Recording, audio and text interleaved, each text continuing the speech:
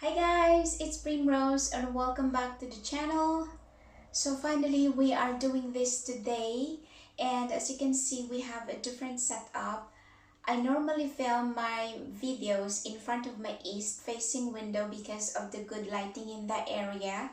But I thought today let's do something different and let's just sit down and relax. So here we are. So as you all know guys, in July I made my very first plant purchase from Indonesia, and during the unboxing video I said I was gonna make a video about the experience and perhaps share some tips and informations with you guys in case you are planning to do the same. Unfortunately, I developed a terrible dry cough the past weeks and I could not speak without interruptions, so hence why the delay of filming this video. And also I isolated for 15 days and all I could say is that thank God for houseplants. So I think I'm gonna start this video by discussing about Phyto certificates. So yeah, so make a thorough research guys before you decide whether to do it or not, because to be honest, it was the most stressful time in my life. So I have seen a lot of discussion on Facebook about Phyto certificates, and some people actually are saying to opt out for this because it is a unnecessary expenses on top of all those expensive plants that you are going to buy. And although the popular plant sellers like the Green Spaces ID, which is based in Indonesia, and the Asian Plant Export, which is based in Thailand, they have that option in their website that you can leave out Phyto certificates, and what they can do for you is to ship the plants and as a gift. But my worry is that even though they are going to declare it as a gift, they are still required to declare what's inside the package. And once the custom people sees that you are shipping plants without proper documentations, they could just retain the package and you will never see your plants, or it could just cause further delay. I mean, it's very critical that you get your package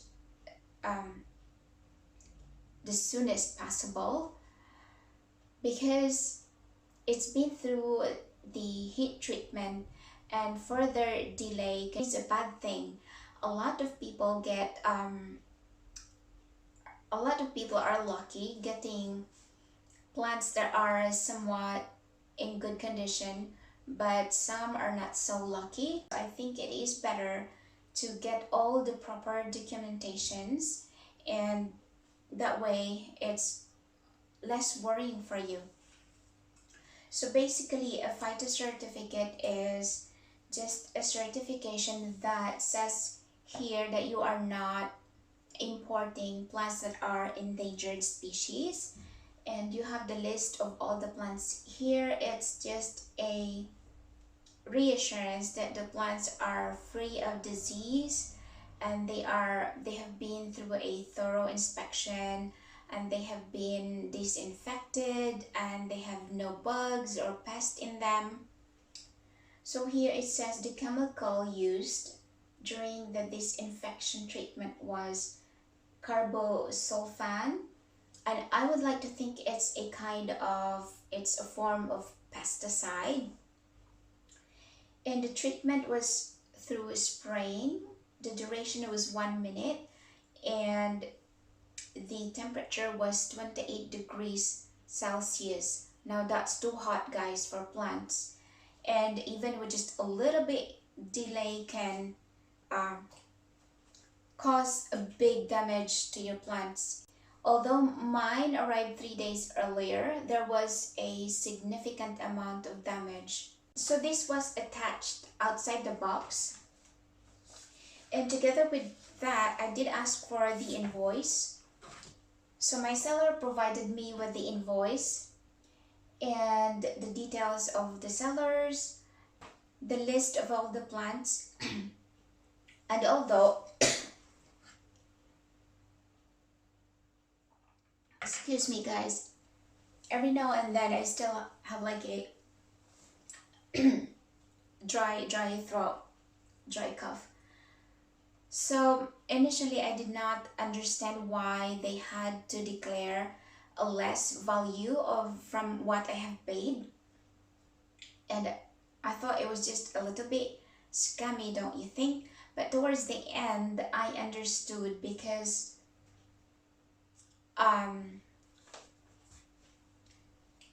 aside from the shipment fee and the Phyto certificate fee, there was a little bit of a surprise fee towards the end, which was unexpected, that even my seller was not aware of. He said, I have been shipping plants to the United Kingdom for quite some time now, and this is something new. I never heard of this before.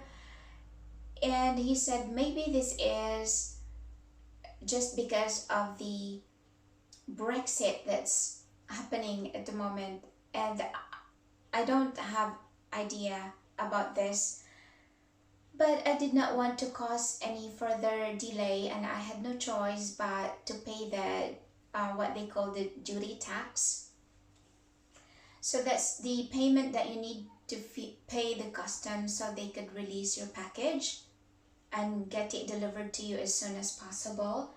So that a fee will depend on the declaration in the invoice. If they declare the total amount, then there is a big possibility that you have to pay a bigger amount as well. So this is just like a portion, a little portion. They have declared a little portion of what I have paid. And in the end, I kind of understood it because even the Asian plant export was saying that in their website that they need to do that. And another paper here is like the shipment detail. So I have here some list, guys, because I do not want to leave anything out that's important. So of course you have to make sure that your seller is legit. So I think by choosing someone who did not have a website made things a bit more complicated for me, because I did not have that access to plant catalogs. So the way it worked was that we communicated through Messenger. I did ask for the plants that I was looking for, and he sent me pictures. But of course, first I had to make sure that he was legit, so I kind of stalked this guy on Facebook for a few weeks and looked for some signs that he was actually selling plants. Not be afraid to ask for some proof, because you will be spending, this is your money, you will be spending your money, and he is responsible to provide you those proof, those details.